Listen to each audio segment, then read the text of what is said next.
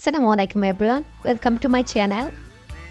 আজকে আমি আপনাদের তৈরি করে দেখাবো পাঙ্গাস মাছের ভুনা।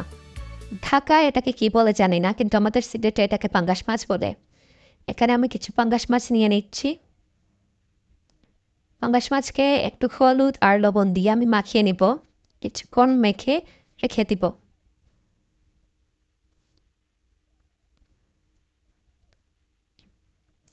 এটাকে মাখিয়ে রেখে দিলাম। তারপর একটি কড়াইয়ে তেল নিয়ে নিব। তেল গরম হয়ে গেলে তাতে পেঁয়াজ দিয়ে দিব। পেঁয়াজকে ভালোভাবে ভেজে নিতে হবে।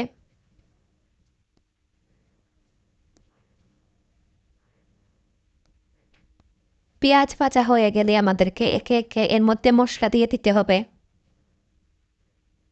পেঁয়াজকে লাল করে ভেজে নিতে হবে।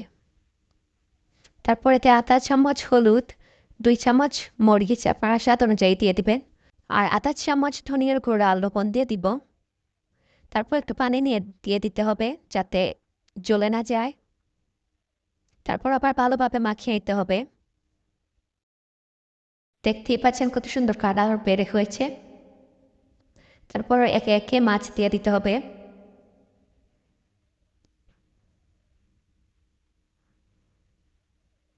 মাছের মধ্যে একটু পানি দিয়ে দিতে হবে। তারপর এটাকে ঢেকে দিতে হবে। তারখানে আমি কাঁচামরিচ ও ধনিয়া পাতা কেটে নিয়েছি, এটা আমি লাস্টে দিব। রেডি হয়ে গেল আমার মাছ বোনা। দেখতে পাচ্ছেন কত সুন্দর কালার বের হয়েছে।